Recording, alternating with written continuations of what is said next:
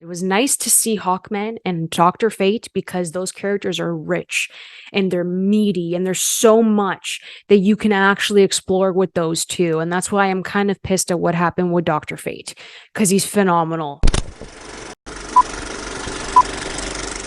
Hey everyone, welcome back to Candid Cinema. I'm Amanda, otherwise known as AMX ND Reviews on Twitter, Instagram, and Letterboxd. Today I will be reviewing the new DC film, Black Adam. Now, this movie has been in production for years, and The Rock put his heart and soul into this and to making this. The dedication that he had for Black Adam is unreal to me. This on a similar scale of Ryan Reynolds trying to get Deadpool made. Like, that is the longevity of this project. Now, for me, I liked Black Adam. I enjoyed bits and pieces of it, but it just felt a bit off. And I don't know whether it was the editing, because for me to point out like textbook scenes of dialogue where the editing should not be that jarring and choppy, it was messy. It was a bit messy. The editing was poor. The script isn't the greatest. Very, kind of generic as well as far as comic book movies go. So it just felt like a recycled comic book film. And I don't want to say it like that because each character is very unique and different. I love the lore. That is the one thing that I will say, is that the first half of this film, even though it was a bit rocky, I just love the lore for Shazam and Black Adam. And that's why I love Shazam the most, because of, the wizards. And then it has to heavily deal and like cater to children as well. And I think that that's why it's just so fun and lively. And to even be able to explore that world in that way is a lot of fun in different perspectives. So I thought that was interesting. If it wasn't for The Rock being Black Adam, I think this would have been a completely different movie. He is great for the role, don't get me wrong. This is the first time where I don't see The Rock playing himself. This just felt like a different character entirely that he was playing. He was very intimidating. You could feel the Black Adam presence all over the place. And I think that that was the goal here. I love the fight scenes. Majority of the fight scenes were really well done, I think, and they were different. I know everyone's complaining about the slow motion, but it has to be done in that way to kind of understand his power set and how strong he is. And even with Cyclone, like, you have to slow her down a bit to kind of see the intricacy in her power set at the same time. So I think that the slow motion was necessary. I don't mind it. I'm a Zack Snyder fan. He does use the slow motion. A lot of the fight sequences with Black Adam, especially like flying in the sky and battling in that way with Hawkman, you can see pieces of what came before Black Adam. And then that's the issue. This is what I'm going to turn into now. Okay. I am personally experiencing superhero fatigue. I really am.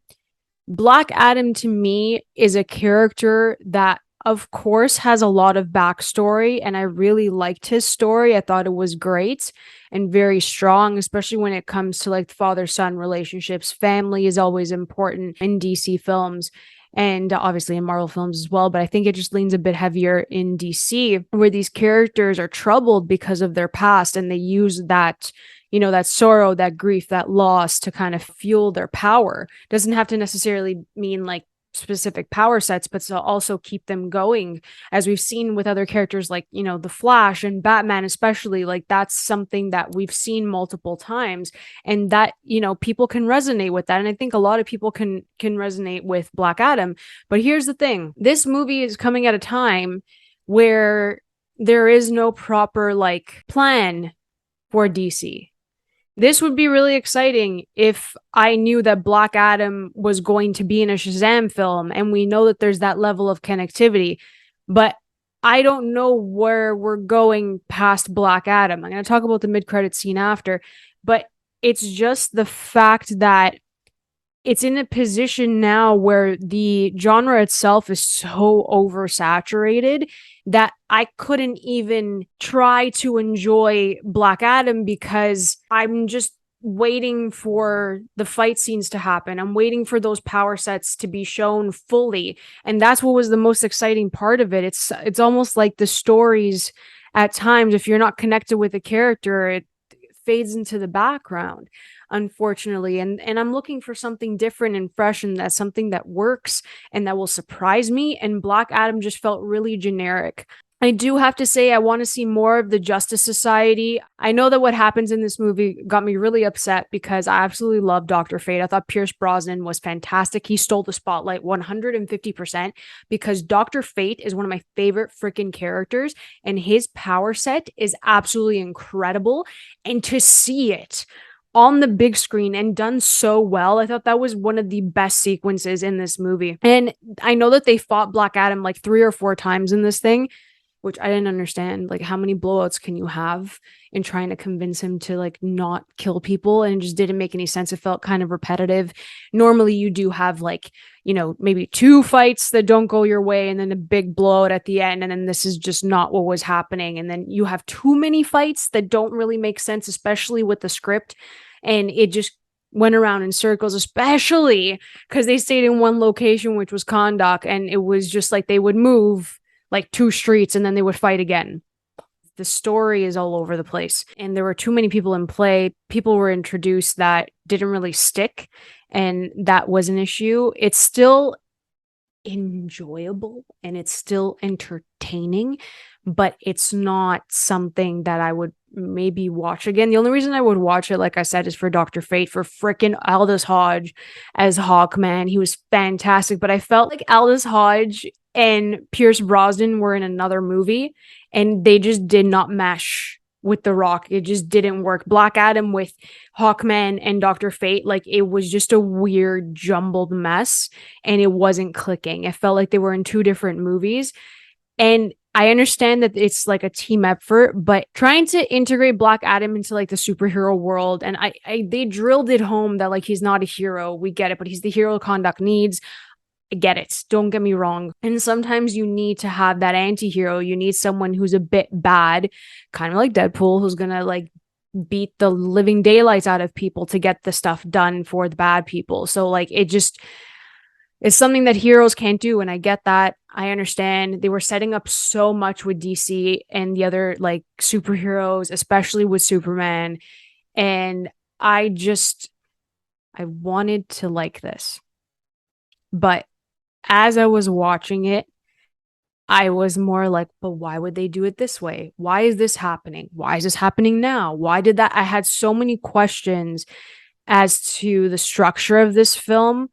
And Colette Sierra, the director, John Colette Sierra, the director, was just going through the motions. There wasn't a clear direction of what they wanted to do because it was so disjointed. And again, like if it wasn't for Hawkman and Dr. Fate coming in when they did, it would have been a bit like rocky to get to the 3rd act. I think that the lore needed to be developed a bit more.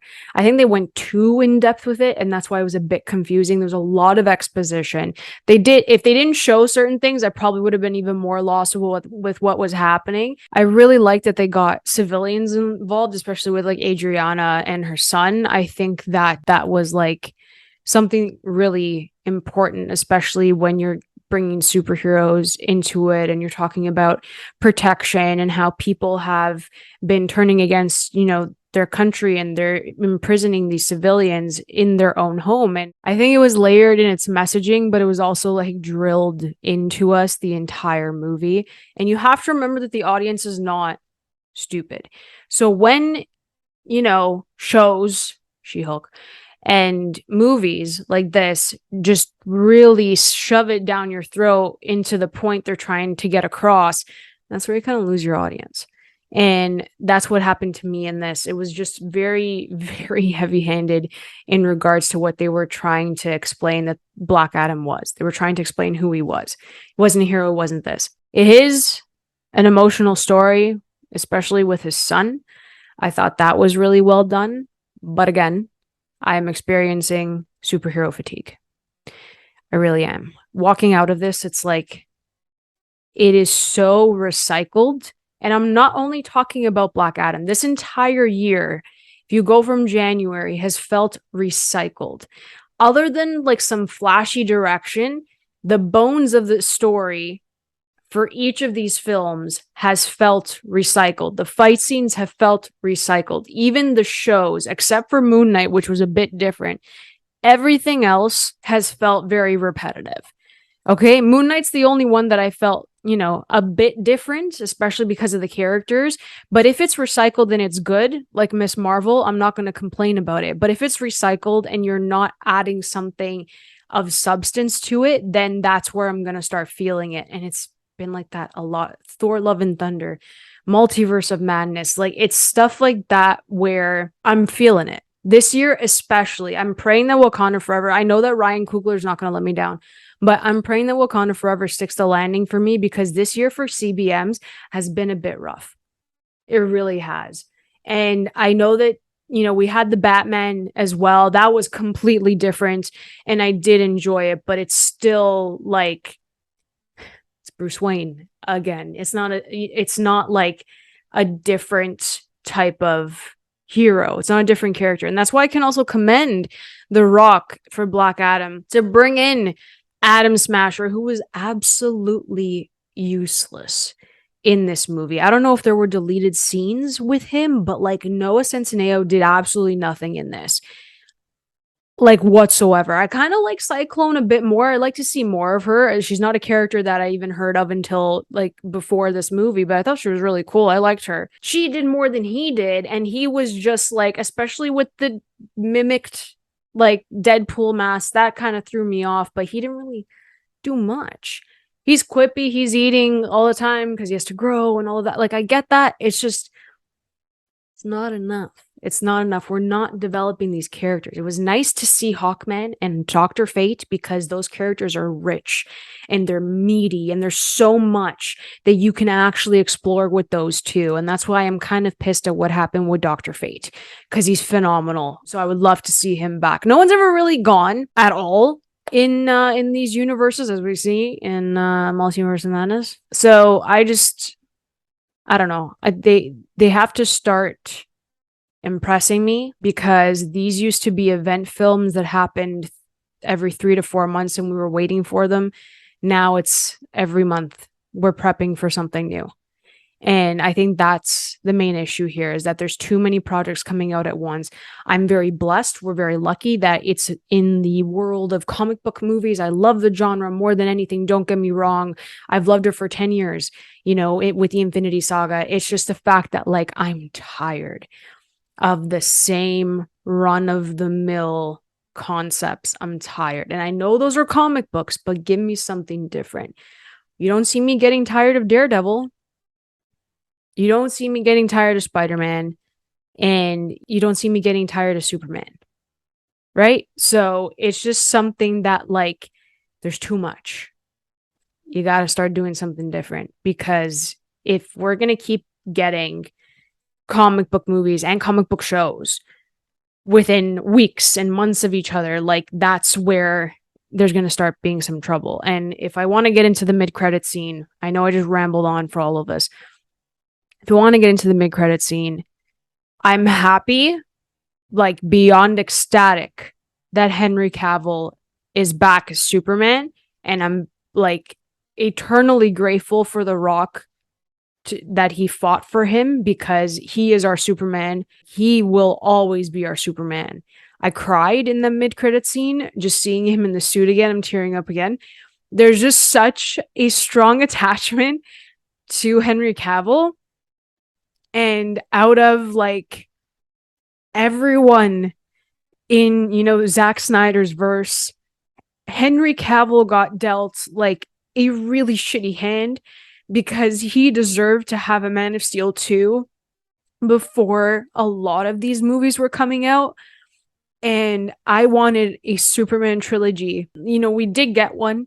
We got an unofficial trilogy, but I just wanted more for Henry Cavill's Superman, because he was absolutely fantastic. I don't know why I'm getting emotional over it, but he is like the embodiment of him. I grew up with him as my Superman, so I think that that's why like I have such a strong attachment. And Henry is like amazing. So to see him back, I didn't hear anything that was said because I was just like sobbing, but he deserves it. So I don't know where the direction of the DCEU is going, but if The Rock can really like force the hand in what he wants to do, then I say we're in really good hands.